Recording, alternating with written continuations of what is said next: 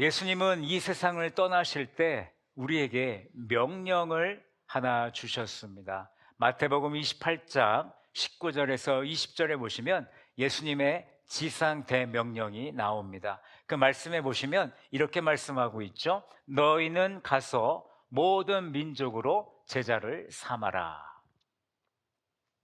그리고 내가 너희에게 분부한 모든 것을 가르쳐 지키게 하라. 교회가 존재하는 가장 분명한 이유가 오늘 이 말씀 안에 담겨져 있습니다. 교회는 제자를 세우라는 주님의 명령에 순종하기 위해서 존재합니다.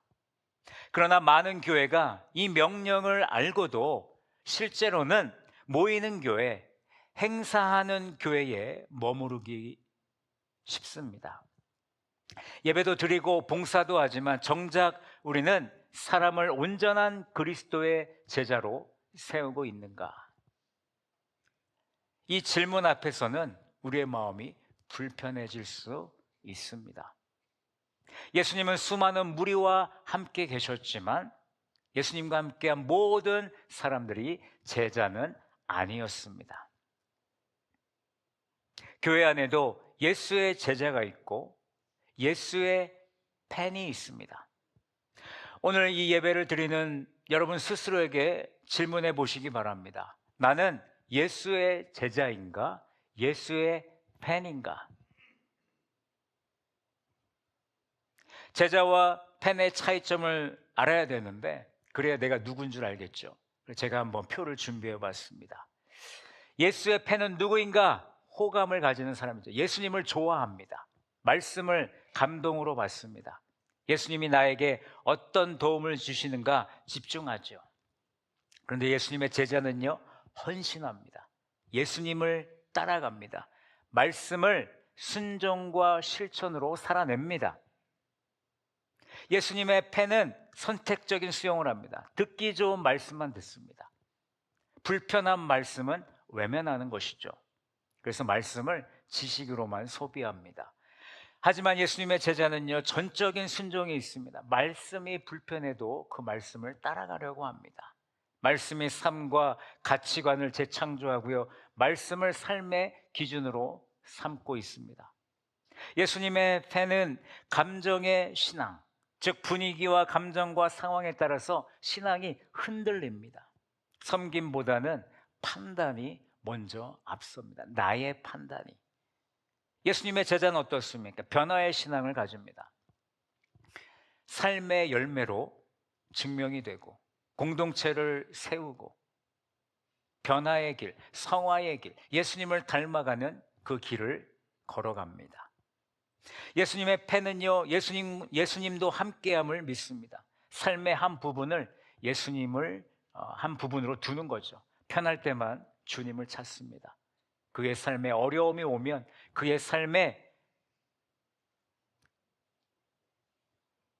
고난이 다가오면 세상의 가치와 타협할 여지가 많이 있다는 것이죠. 하지만 예수님의 제자는 그렇지 않습니다. 항상 늘 예수님이 먼저입니다.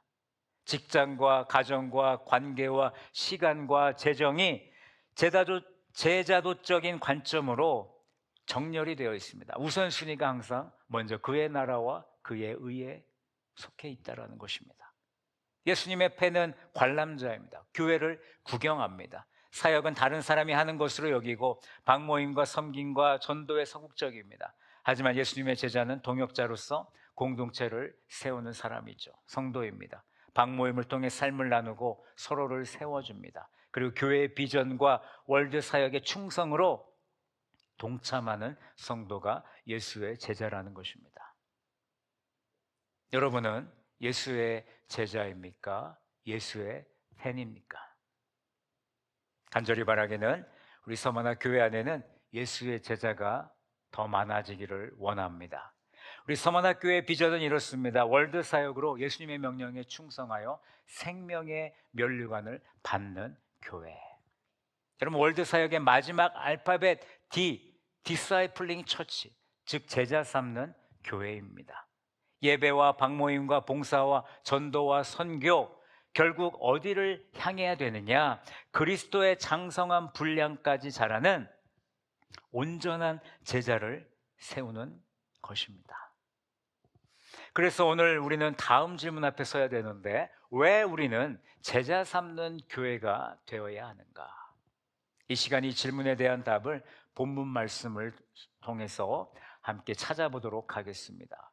왜 우리는 제자 삼는 교회가 되어야 되는가? 첫째, 제자 삼는 교회의 목표는 온전함 때문입니다. 하나님께서 제자 삼는 교회에 원하시는 가장 분명한 목적은 무엇일까요? 오늘 사도 바울은 그것을 온전함이라고 말합니다. 곧 그리스도의 장성한 분량까지 이르는 것. 바울은 먼저 이렇게 말합니다. 13절에 보시면 우리가 다 하나님의 아들을 믿는 것과 아는 일에 하나가 되어.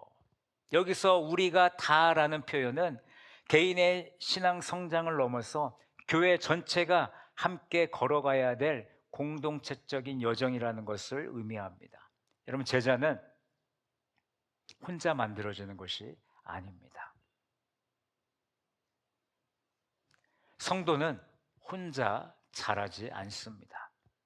서로를 돌보고 서로를 격려하면서 함께 그 온전함을 향해 걸어가도록 우리에게 공동체를 주셨다라는 것이죠. 그리고 바울은 이어서 믿는 것과 아는 일에 하나가 되라고 말씀합니다. 교회 공동체는 믿음과 아는 일에 하나가 되어야 되는데, 그 믿음과 아는 일의 대상은 누구입니까? 오직 예수 그리스도이십니다. 공동체가 예수 말고 또 믿고 알아야 될 것이 또 있을까요? 공동체는 예수님을 신뢰하고 순종해야 됩니다. 그리스도를 머리로만 아는 것을 넘어서 인격적으로 경험하고 삶에 적용하는 그 알미, 우리 모든 성도들에게 필요한 것입니다. 여러분, 신앙은 머리로만 자라는 것이 아니라 온전함에 이루어야 되는 것입니다. 그리고 이제 바울은요, 이 과정의 목표를 분명히 선언합니다. 오늘 말씀해 보시면 온전한 사람을 이루라라고 말씀합니다. 여기서 온전한 사람은 성장의 끝에 도달한 성숙한 사람입니다. 성숙한 성도. 목표가 분명하고 방향이 확실한 성도를 말하는 것이죠. 따라서 성경이 말하는 온전함은 무엇이냐? 하나님이 정하신 목적을 향해서 일관되게 나아가는 성도. 그리스도라는 기준을 향해 흔들림 없이 걸어가는 그 삶이 바로 온전함입니다. 바울은 신앙의 기준을 오직 그리스도로만 세웠습니다. 바울은 온전함을 설명하면서 그리스도의 장성한 분량이 충만한 데까지 이르리니라고 말합니다. 여기서 분량이라는 단어는 어떤 측정 단위를 가리키는데, 그 기준이 바로 예수 그리스도라는 것입니다. 그분의 인격, 그분의 성품, 그리고 그분의 거룩함이 우리의 분량이 된다라는 것입니다. 그런데 우리의 기준은 어떻습니까?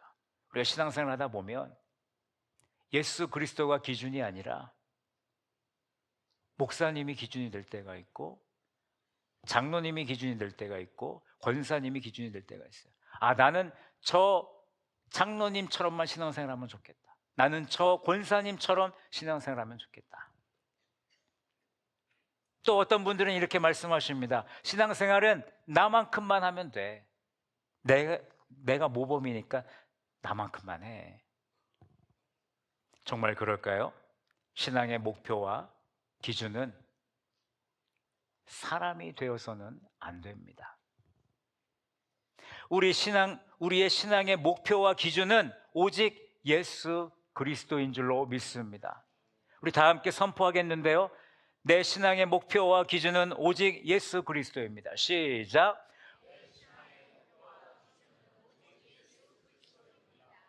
아멘. 우리의 이 선포가 다가오는 26년도에 우리의 선포가 되기를 원합니다.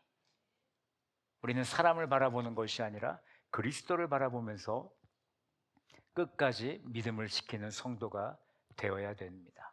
그때 우리는 온전한 성도가 되는 줄로 믿습니다.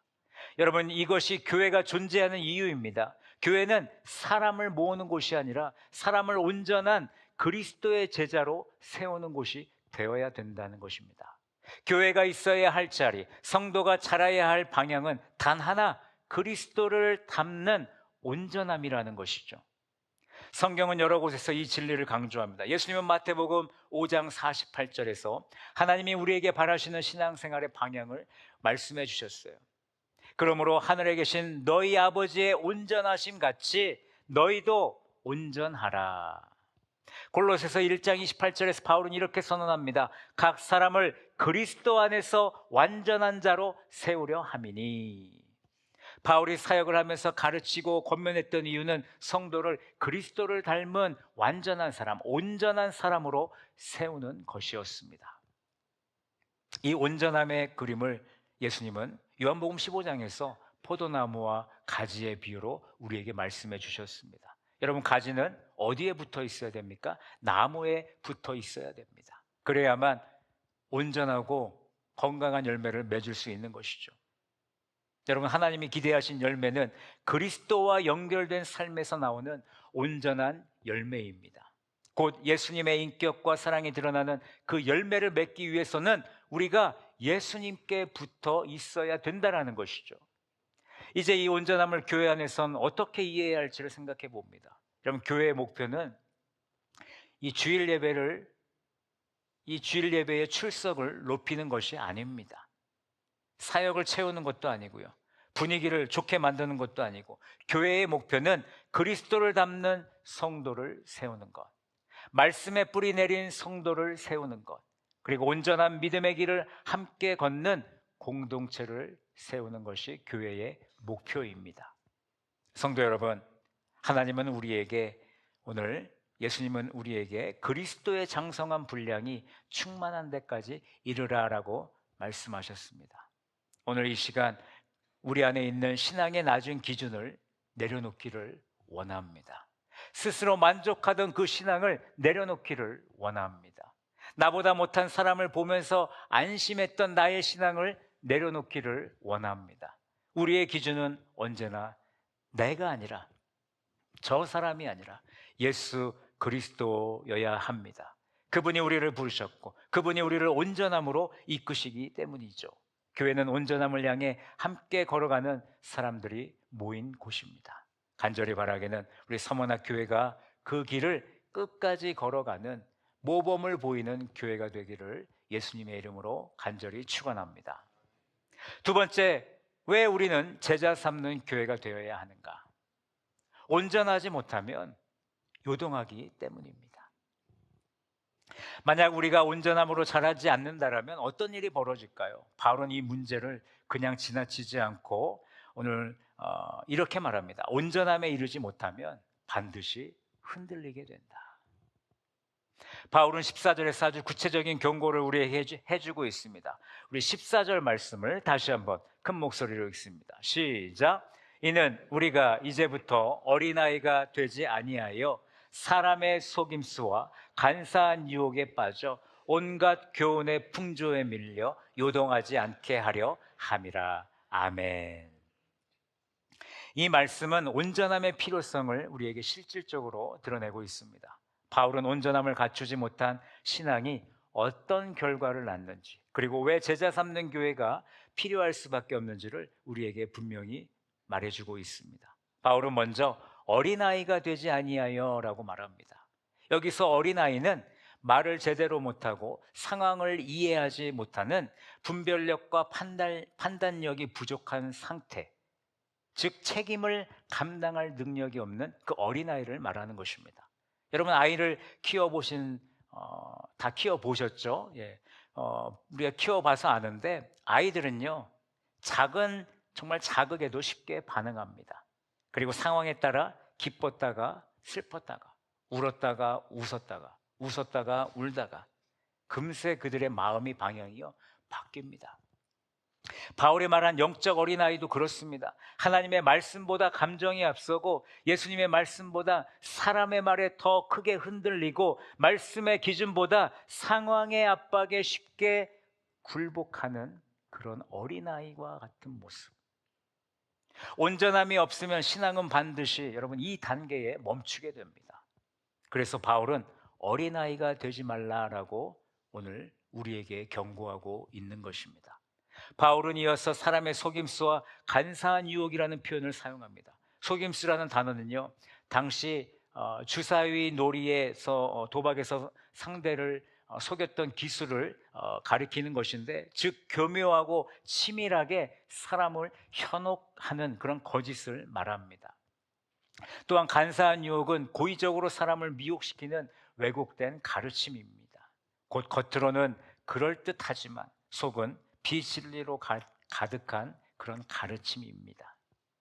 이 표현들을 통해 바울은 온전하지 못한 신앙은 반드시 속임수에 노출이 된다는 것을 우리에게 말해주고 있는 것이죠. 여러분, 영적 분별력이 약하면요, 사탄의 공격이 문제가 아니라 사람의 말과 문화와 시대의 흐름, 그리고 감정의 파도에 너무나도 쉽게 무너진다는 것입니다. 바울이 여기에 집중하는 이유는 당시 에베소 교회에도요, 다양한 거짓 가르침이 있었습니다. 그래서 그 거짓 가르침 앞에서 저항할 힘이 없음을 알았기 때문에 그 사람의 속임수와 간사한 유혹에 빠지지 말라고 오늘 사도 바울은 그들에게 경고하는 것입니다. 그리고 바울은 마지막으로 온갖 교훈의 풍조에 밀려 요동한다라고 말하죠. 풍조는 바람입니다. 바람은 눈에 보이지 않지만 반드시 영향을 주게 되어 있습니다. 우리 시대도 그렇습니다. 여러분, 우리 보이지 않는 교훈이 있습니다. 유튜브, 인스타, 여론, 문화 트렌드, 불안정한 경제 상황 속에서 사람들 사이에 오가는 소문들, 여러분, 이 모든 것들이 잡다한 영적인 바람이 되어서 우리를 무너뜨리고 있다는 것입니다. 여러분, 온전함이 없는 신앙은요, 이런 바람에 흔들리게 된다는 것입니다. 여러분, 뿌리가 얕은 나무가 작은 바람에도 흔들리지 않습니까? 쓰러집니다. 온전함이 없는 신앙은 작은 변화에도 쉽게 흔들리게 되는 것입니다. 성경은 이 모습을 여러 곳에서 보여주는데, 고린도전서 3장 1절 하반절에서 바울은요, 고린도 교회를 이렇게 말합니다.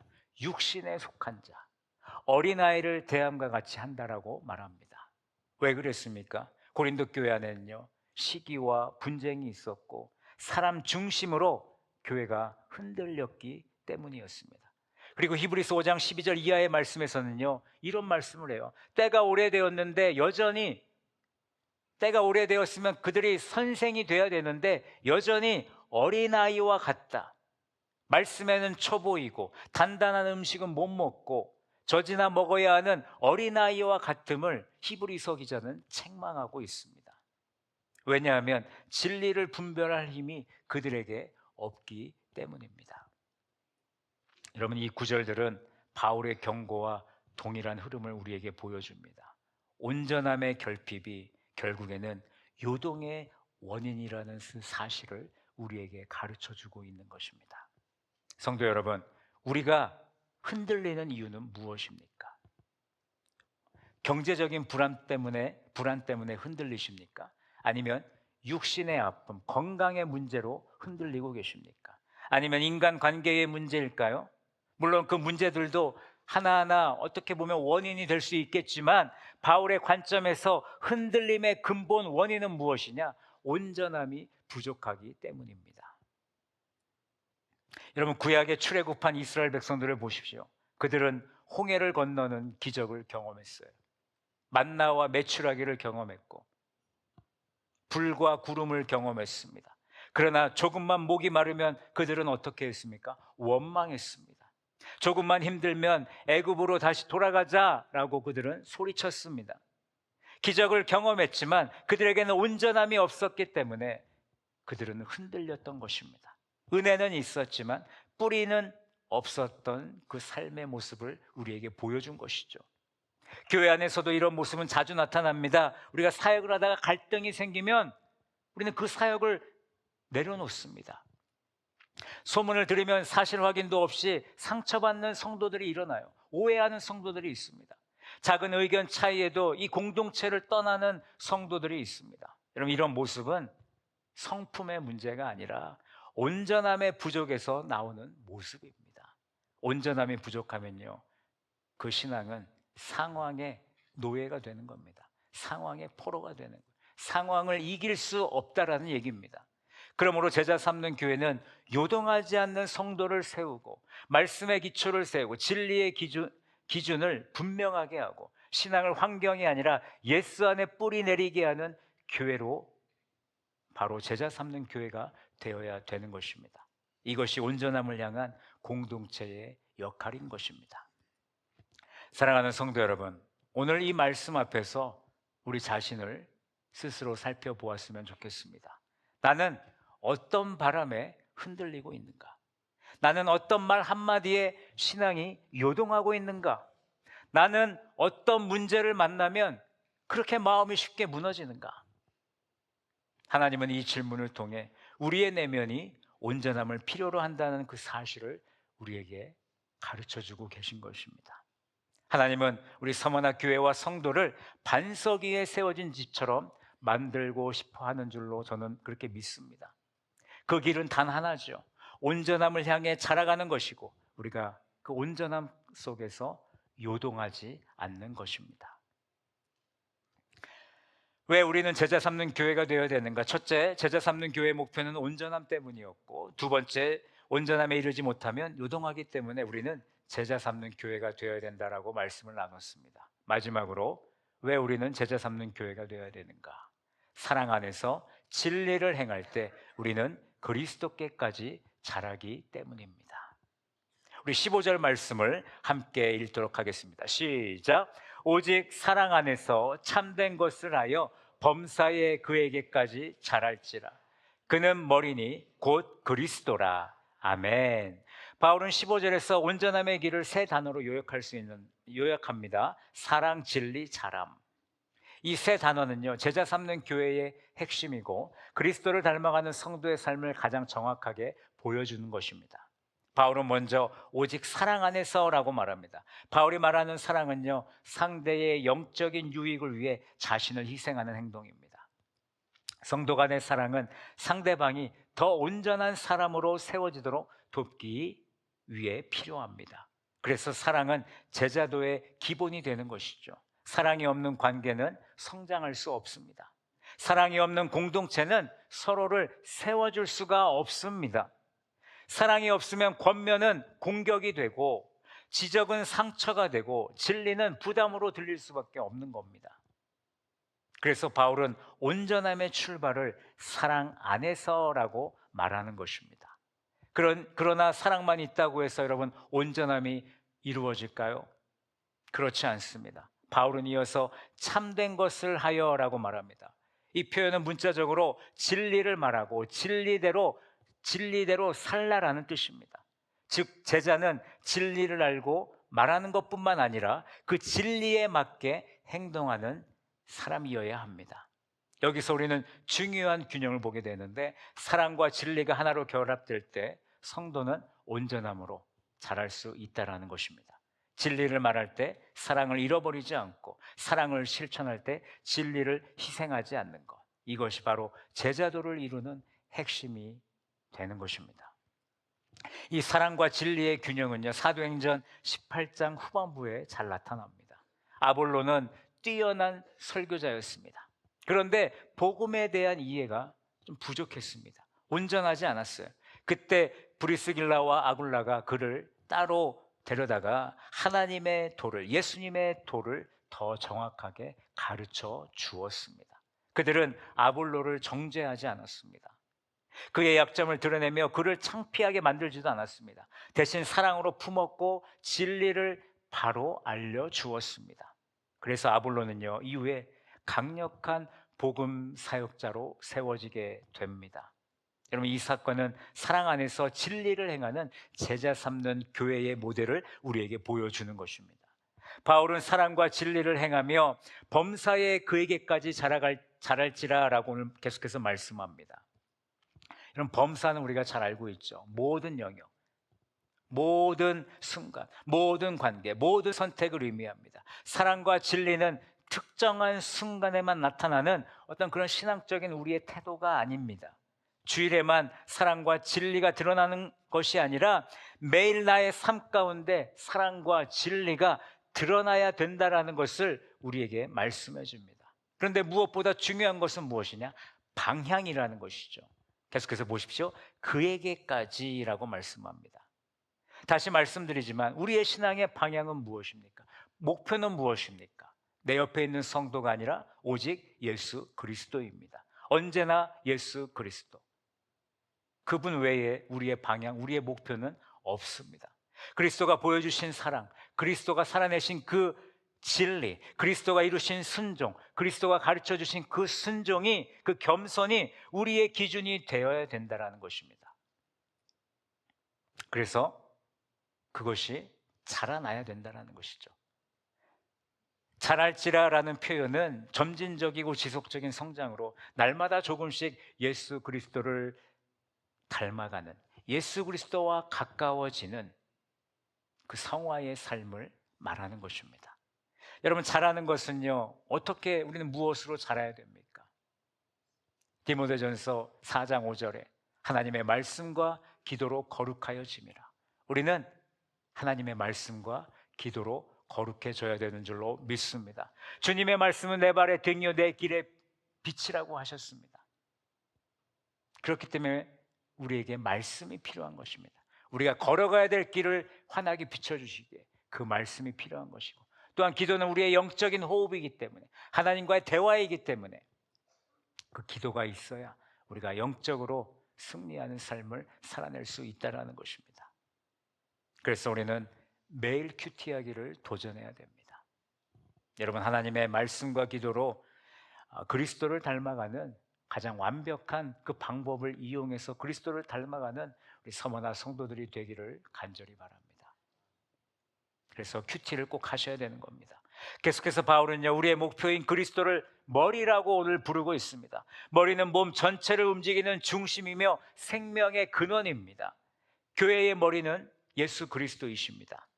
머리가 가는 방향과 몸이 가는 방향이 다르면 문제가 있는 것이죠. 병든 몸입니다. 건강한 교회는 머리 대신 그리스도의 방향으로 움직이는 교회인 줄로 믿습니다. 우리는 언제나 그리스도를 바라보며 그리스도를 위한 교회가 되어야 되는 것입니다. 사랑하는 서머나 성도 여러분, 서머나 교회와 성도들은요, 매일의 삶에서 우리는 사랑을 선택하고 진리를 붙들기를 원해야 됩니다. 그리고 말씀과 기도로 그리스도를 향해 한 걸음씩 나아가는 온전한 제자들이 되시기를 예수님의 이름으로 간절히 축원합니다. 말씀을 맺겠습니다. 예수님의 지상 대명령, 제자 삼으라는 그 명령은 여전히 오늘날에도 우리 교회에 유효한 것입니다. 그 명령은 우리 교회를 향한 하나님의 부르심이라는 것이죠. 오늘 에베소서 4장 13절에서 15절 말씀은 우리 교회가 제자 삼는 교회가 되어야 될 이유를 오늘 분명히 말씀해 주었습니다. 첫 번째, 제자 삼는 교회의 목표는 온전함입니다. 두 번째, 온전하지 못하면 우리는 반드시 흔들리기 때문에, 요동하기 때문에 우리는 온전한 제자 삼는 교회가 되어야 되는 것입니다. 마지막으로, 사랑 안에서 진리를 행할 때 우리는 그리스도께까지 자라가기 때문에 우리는 제자 삼는 교회의 역할을 감당해야 되는 것입니다. 오늘 나눈 말씀을 기억하면서 우리 서머나 교회는 제자 삼는 교회가 되기를 결단해야 됩니다. 예배는 온전함을 공급받는 자리, 방모임은 온전함을 나누는 자리, 사역과 선교는 온전함을 실천하는 자리가 되어야 합니다. 사랑하는 서머나 성도 여러분, 하나님은 우리 교회를 반드시 붙들어 주실 줄로 믿습니다. 사랑과 진리 안에서 그리스도를 닮아가는 성도들이 많을 때 우리 서머나 교회는요, 반드시 영적으로 부흥하는 교회가 될 줄로 믿습니다. 저는 마지막으로 이 선포를 함께 외치고 이 설교를 마치려고 합니다. 우리 다 같이 큰 목소리로 선포하겠습니다. 시작. 주님, 팬이 아니라 온전한 제자가 되기를 원합니다. 그리고 온전한 제자를 세우는 교회의 한 지체가 되기를 원합니다. 아멘. 이 선포가 앞으로 우리 서머나 성도들의 선포가 되어서 제자 삼는 그 일에 그 누구보다 열심을 내는 우리 모든 성도들이 되시기를 예수님의 이름으로 간절히 축원합니다.